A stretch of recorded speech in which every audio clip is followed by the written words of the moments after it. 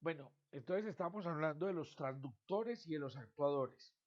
En los transductores, pues van a ser nuestros sensores y yo tengo varios tipos de transductores, resistivos, capacitivos, inductivos, electrónicos y cada uno de los sensores que uno mira, que uno ve, pues está basado en una característica física de algún material.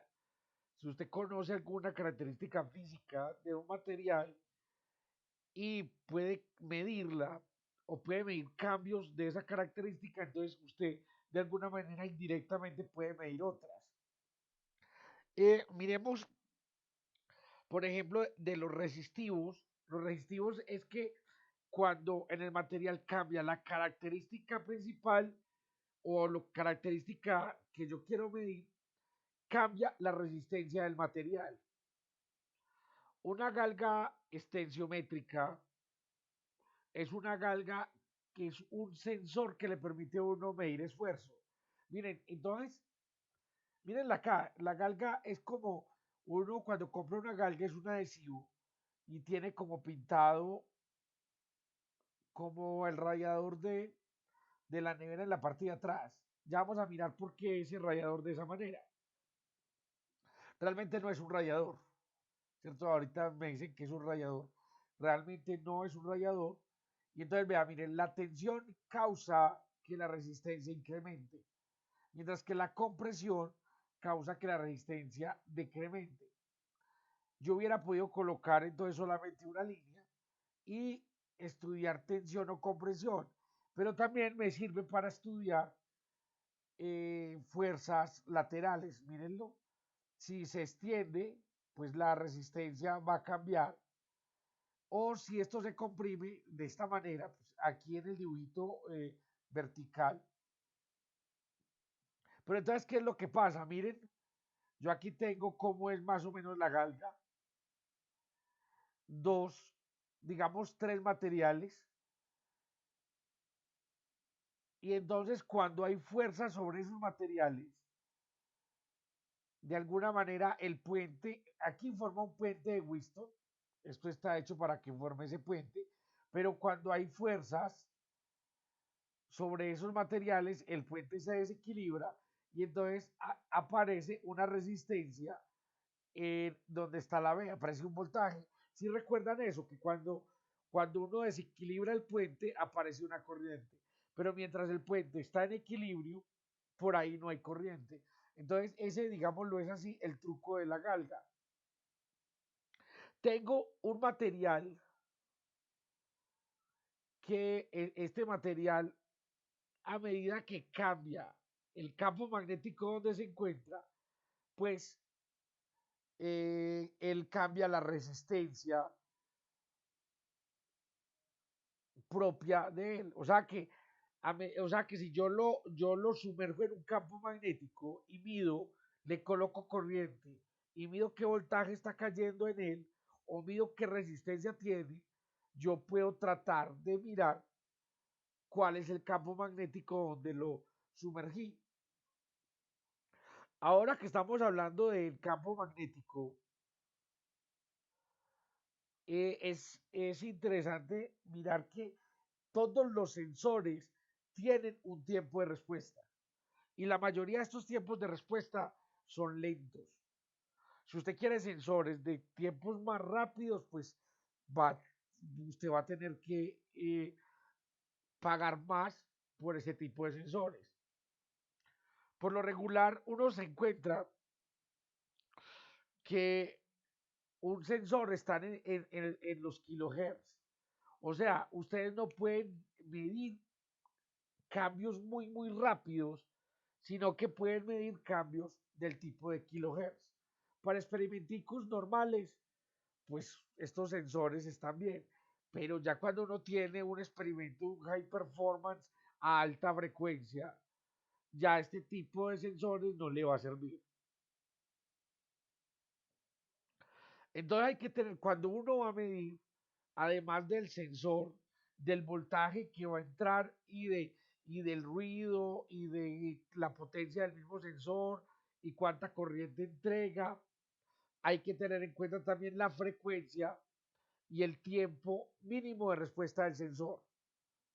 O sea, un sensor no responde automáticamente. Y si estamos hablando de magnetismo, pues con mayor razón porque los materiales por lo regular siempre tienen una histéresis que hace que el sistema no responda de inmediato.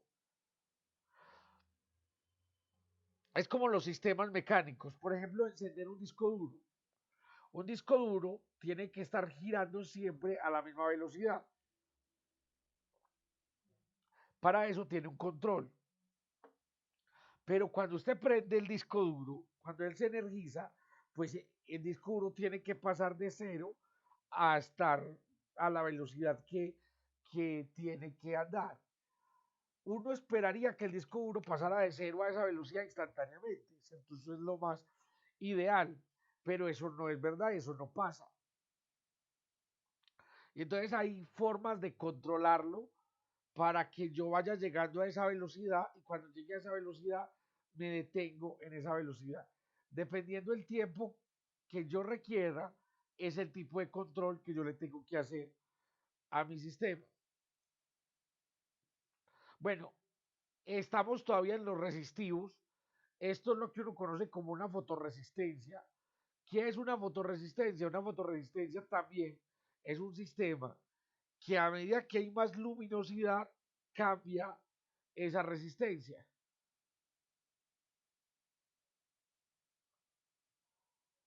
Entonces, miren, vean, cuando incide la luz sobre el material, entonces la luz es absorbida por los electrones, entonces los electrones ¿qué hacen? Ya tienen la suficiente energía para pasar más electrones a la banda de conducción.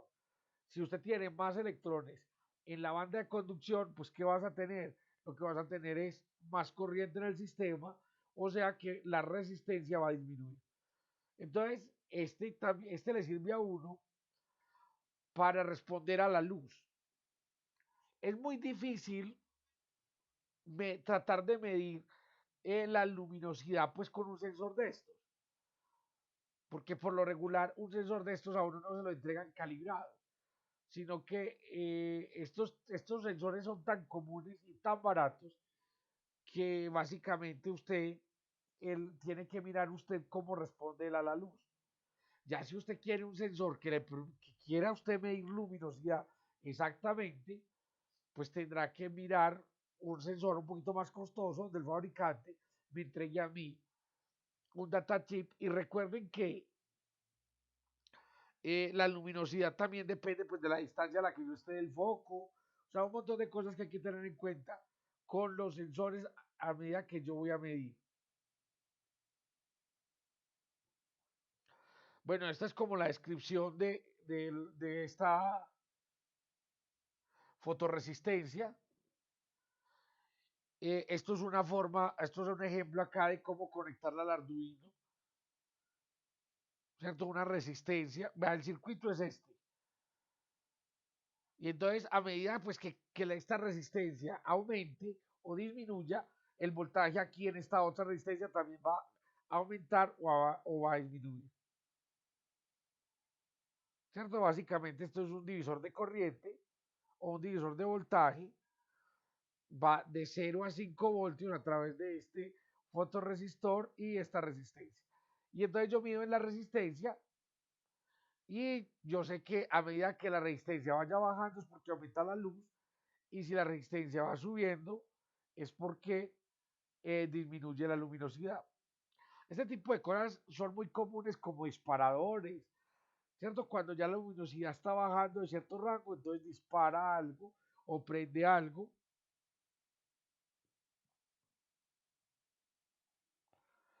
Bueno, sensores capacitivos, pues sensores capacitivos, en lugar de aumentar la resistencia o en lugar de cambiar la corriente que pasa a través de él, pues estos lo que hacen es cambiar el voltaje, cambiando la capacitancia del sensor. Uno de los más conocidos es el micrófono. El micrófono, por lo regular, es un efecto capacitivo.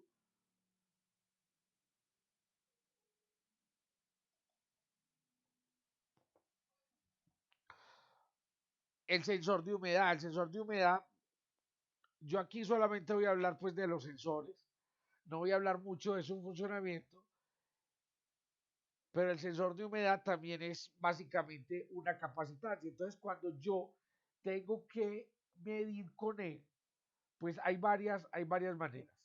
La primera es yo capacitarme sobre el sensor, saber qué tipo de sensor es, si es resistivo, capacitivo, inductivo, para saber cómo voy a armar el circuito para poder leer sobre ese sensor. Ya mucha sensórica ha cambiado a que tiene el sensor, pero de una vez tiene instalado la parte electrónica y es lo que me entrega son pulsos. Y entonces, dependiendo la duración del pulso, es el valor de lo que yo estoy midiendo. Algunos incluso todavía ¿cómo decirlos? Más modernos le entregan a uno la información de forma digital. O sea, hay un chip que le envía a uno a través de unos y ceros la información de cuánto fue el voltaje y ya se la da a uno de forma digital.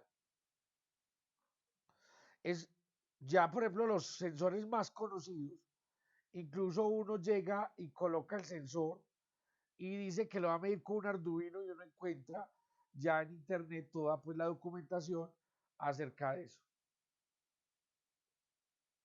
Miremos, estos son de tipo inductivo, el magnetómetro, hay sensores de proximidad, pero esa proximidad tiene que ser con metales. Los susceptómetros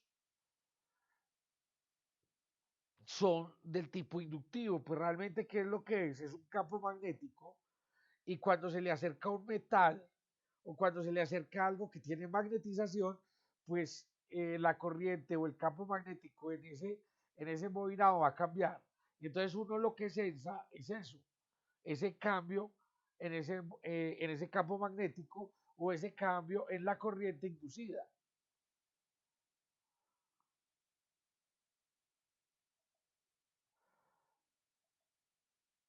O sea, que acabamos de ver. Por ejemplo, este es un actuador. Un actuador es un sistema que ya en lugar de leer del ambiente voy a colocar señales. En el ambiente voy a colocar señales en mi sistema. Entonces el parlante, vamos a ver si puedo ver la animación.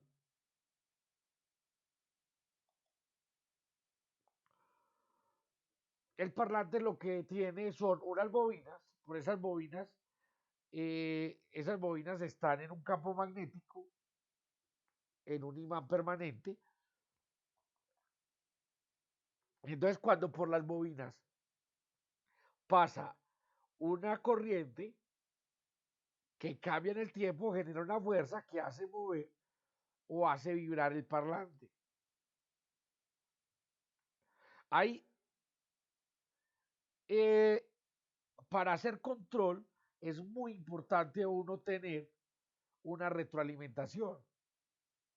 Entonces, un motor muy conocido, bueno, como muchos motores, pero un motor muy conocido es un motor lineal. El motor lineal que lo usamos nosotros en Mosbauer es un motor que tiene un funcionamiento muy simple.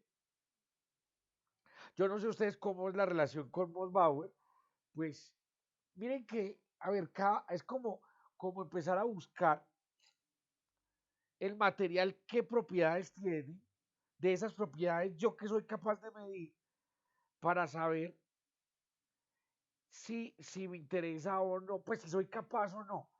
Por ejemplo, miremos dos, ya vamos al efecto Mosbauer,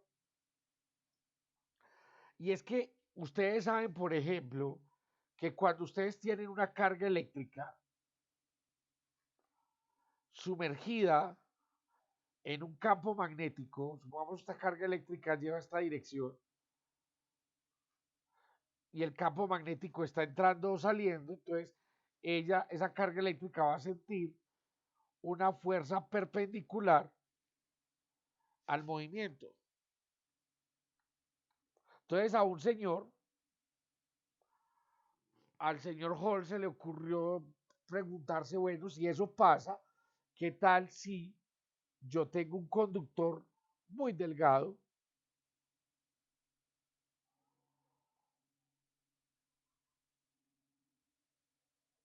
y entonces ese conductor muy delgado lo sumerjo en un campo magnético, por ejemplo, saliendo, y entonces a lo que las cargas empiezan a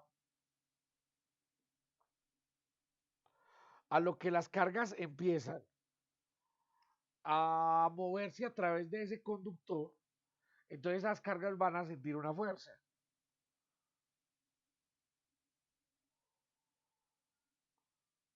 Y entonces esa fuerza que van a sentir, por ejemplo, si el campo está saliendo y las cargas se están moviendo, me corrigen, pero entonces esa fuerza para una carga positiva es hacia abajo, o sea que, digamos, aquí va a haber un flujo de cargas negativas, ¿cierto? Si esto es mi alambre, por aquí entra la carga, por aquí sale la carga. Entonces, de alguna manera, aquí arriba va a haber una aglomeración de carga negativa, lo que quiere decir que aquí abajo va a haber una aglomeración de carga positiva. Y si uno mide, va a obtener un voltaje que se llama voltaje de Hall. Y ese voltaje, si yo mido ese voltaje, pues ese voltaje está directamente relacionado con el campo magnético. O sea que si yo mido ese voltaje, lo multiplico por una constante, obtengo el campo magnético, realmente el campo no, el flujo magnético que está atravesando ese sensor o ese material. Entonces les decía, es saber qué efecto voy a usar. En el efecto Mossbauer, a ver dónde estaba, se me perdió el efecto Mossbauer. Entonces, en mi efecto Mossbauer, lo que yo hago es mirar la molécula, una molécula a qué frecuencia responde, pero a qué frecuencias de rayos gamma. Y entonces el problema es ese, el problema es de dónde yo saco frecuencias de rayos gamma de diferentes valores. Entonces el truco es muy simple. El truco es que yo coloco una fuente, una fuente de rayos gamma, y esa fuente de rayos gamma está generando rayos gamma a una frecuencia. Aquí llega donde un elemento que es el que yo voy a estudiar, él los va a absorber o no, esos rayos pasan y el detector, pues me dicen a mí cuáles pasan. Pero entonces lo que yo les digo, o sea, solamente tengo una frecuencia. Tener una sola frecuencia es tener un punto aquí. Cada uno de estos canales, o lo que uno llama canales, son diferentes frecuencias o diferentes velocidades. Entonces, tener una frecuencia es tener un punto aquí. Entonces, ¿cómo hace uno para tener diferentes frecuencias? Efecto Doppler. Coloca esto en un sistema que vibre. Y entonces vamos a resolver el problema, pero nos va a pasar otro problema. Y es, listo, yo voy a hacer vibrar un sistema. ¿Cómo lo hago vibrar? Como vibra el parlante o cómo funciona el parlante. Entonces yo tengo aquí, voy a colocar un embobinado. A ese embobinado le coloco una señal. Y entonces como este está en un imán permanente, esto de acá afuera es un imán permanente, entonces mi sistema empieza a moverse. Yo le coloco una señal sinusoidal y él, o sea, yo le coloco una señal sinusoidal y él en principio debería moverse en una señal sinusoidal, en principio. Pero resulta que uno llega y coloca una señal sinusoidal, va y mide, coloca un imancito aquí, o usted mira cómo se está moviendo, y primero está desfasado, y segundo no es capaz de seguir la señal sinusoidal, y si usted aumenta la frecuencia, la señal se daña más. sea, ya empieza a tener cosas como así, ¿cierto? Porque empieza a cobrarnos ese inductor que está ahí metido. Entonces, listo, ya sé que cuando tengo un imán y coloco, yo por aquí coloco una señal de corriente variable en el tiempo, este sistema se me va a mover también, pues va, se va a estar moviendo en el tiempo y no tiene por qué precisamente moverse de la misma forma como yo coloco la señal. Entonces aquí coloco otra bobina en otro imán permanente.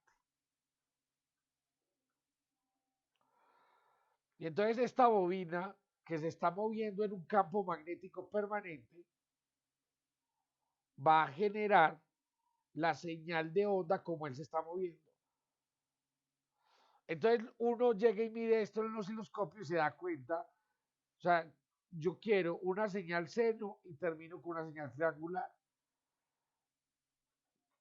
Entonces miren que en este lado está, digámoslo así, un lado de la operación y aquí está el lado contrario, ¿cierto? En el uno coloco corriente e induzco un movimiento, en el otro el movimiento induce una corriente. Esta señal se llama, la que lo mueve se llama el drive y la que lo recibe, o sea, la que mide, se llama el velocity. Esta le sirve a uno para hacer el control.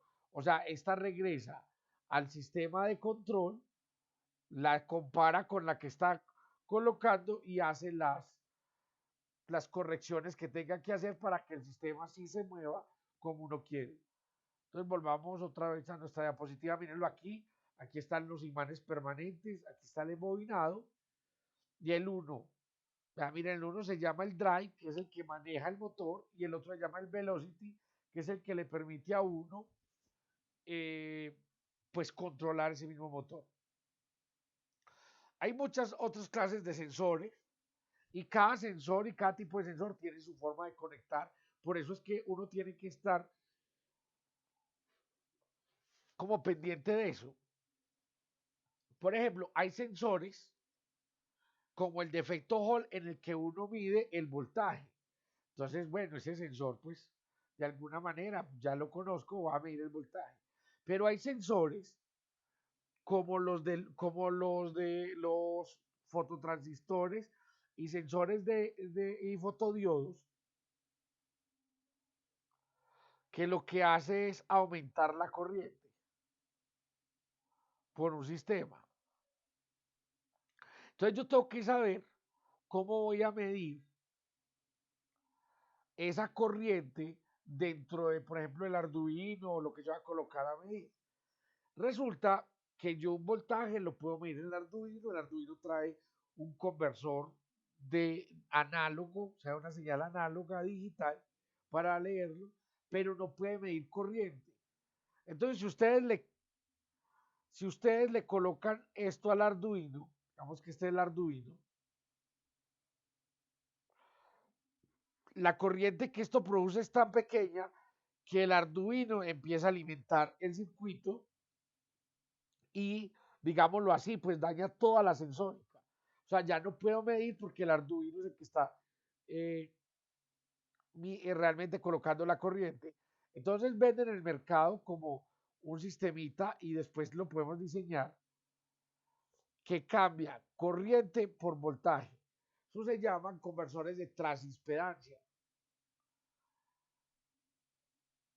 Otra de las cosas es eso que acabo de decir, también es importante tenerlo en cuenta. Supongan que ustedes tienen un sensor de muy poquita impedancia. ¿Qué quiere decir que tengan un sensor de muy poquita impedancia? Que por él puede pasar mucha corriente.